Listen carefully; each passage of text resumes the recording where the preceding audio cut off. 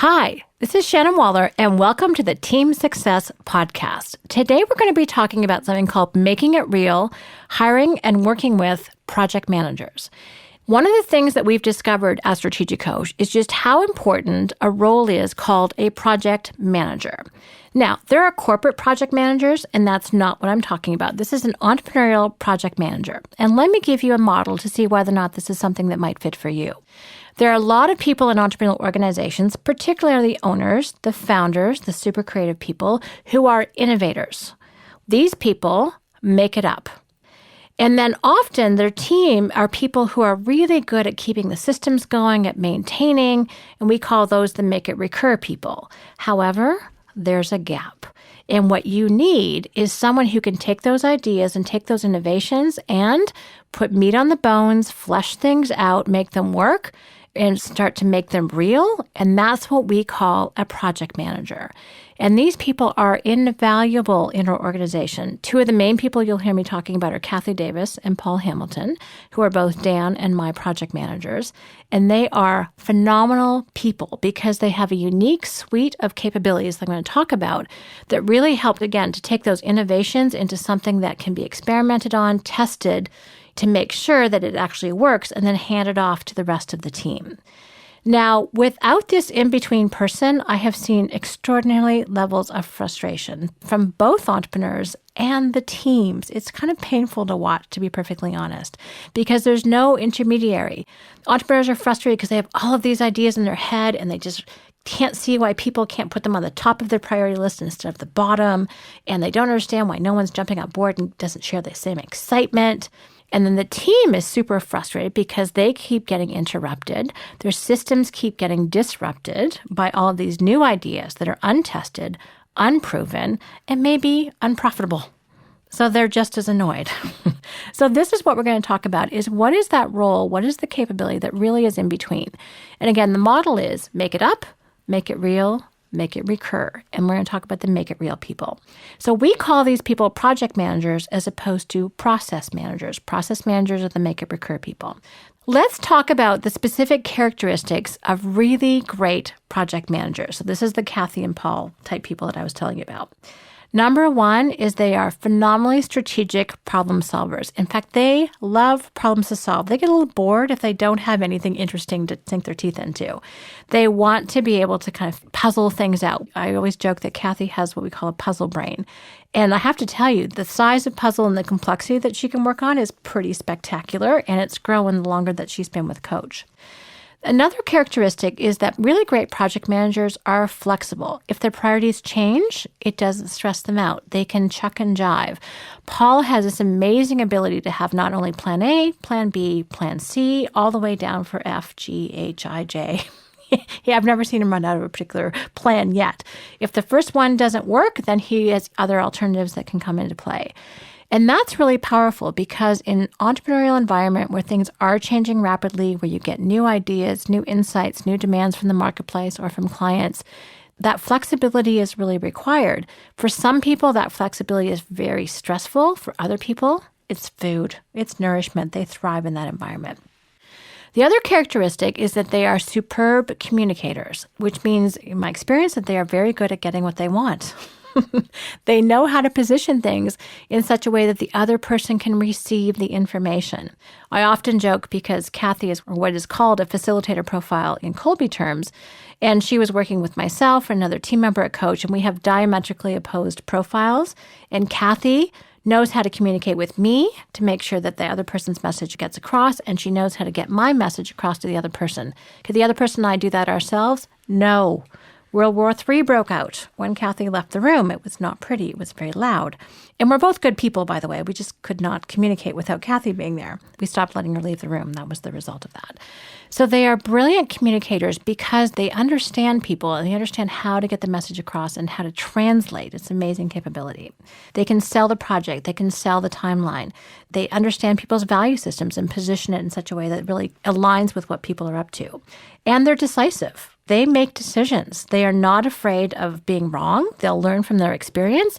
But the thing is, they keep things moving. So the next point is that they're really results focused.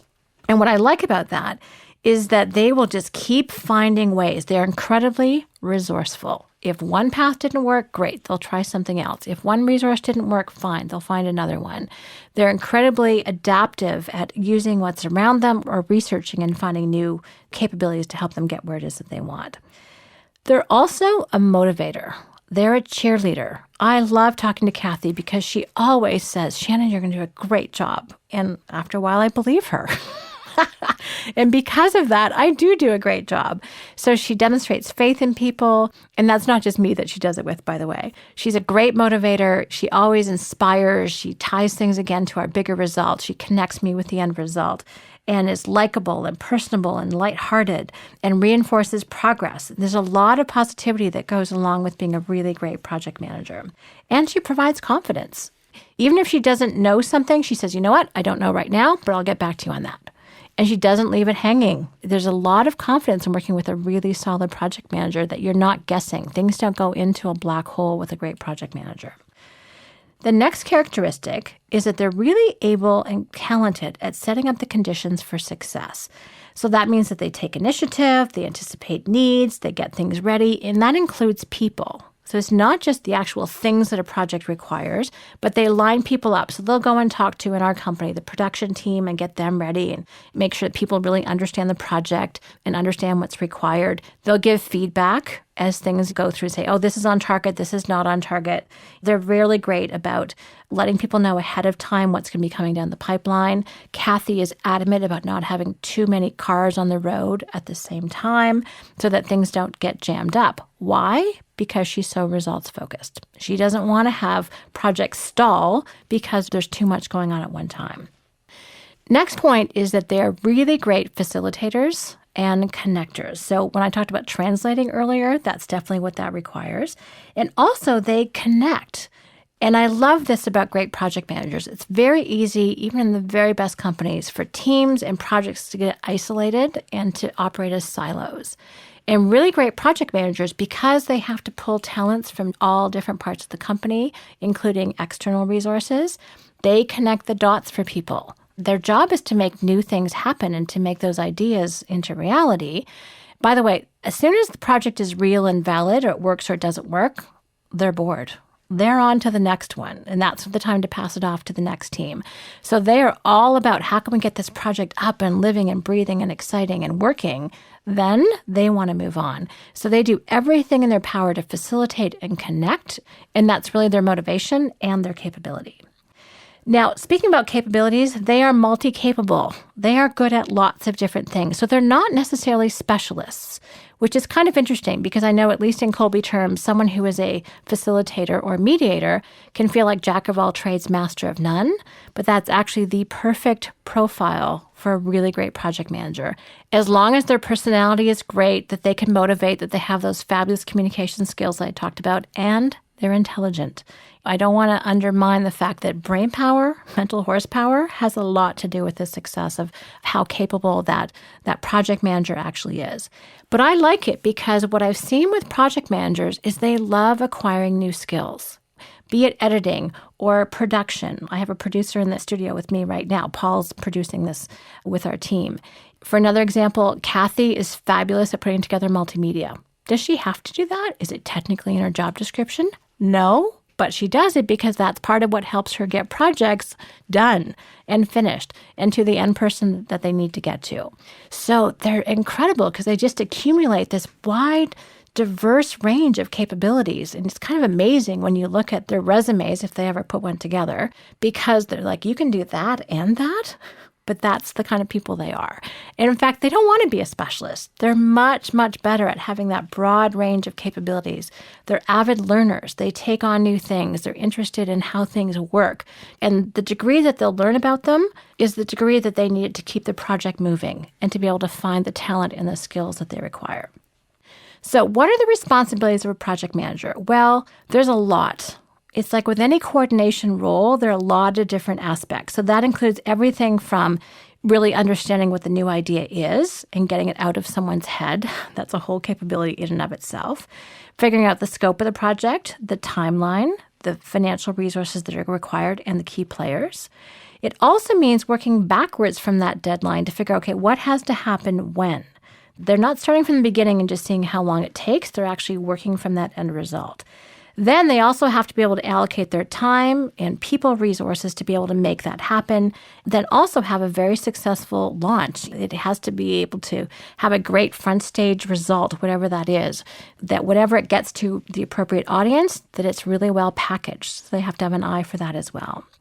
And I want to make sure that everyone's really clear on the distinction between an assistant or a process manager and a project manager. So what I said earlier, project manager is going to take that new idea and make it real, put flesh on the bones, build it up, get it moving, get it living and breathing. And that part is hard sometimes for certain project managers. Once it's working, then it's their job to pass it off. Or if it didn't work, then they'll take that information into account and educate themselves for how to make the next project work better. But really, their job is to get new things into play as opposed to keep existing things going. At that point, there needs to be a handoff to what we call, again, as I said earlier, process managers. So again, the Kolbe profile for that tends to be facilitator or mediator. And if you want to check out exactly what Kolbe is, please go to kolbe.com, Kolbe.com. I love Kolbe profiles because they measure how people problem solve, how people strive. That is all what Kolbe is about. It does not measure motivation, nor does it measure intelligence. So you'll need to get some other indicators for that. But those things are easier, and we're very familiar with personality and cognitive profiles. What's harder is to figure out how people actually problem solve, and Kolbe has an extraordinarily accurate and reliable measure for that capability. So I want to really strongly encourage you, if you know someone who needs a project manager, to find one. If you are a project manager, please put both hands up and say, me, because you are needed out in the world. I can tell you right now that project manager capabilities are something that so many entrepreneurs can benefit from. So if you're a team member and you know that your entrepreneur needs one, great, help them find one. If you're an entrepreneur, please recognize that you probably need a project manager to take care of all those fabulous ideas you have in your head. And when you do, you'll take the pressure off the rest of your team.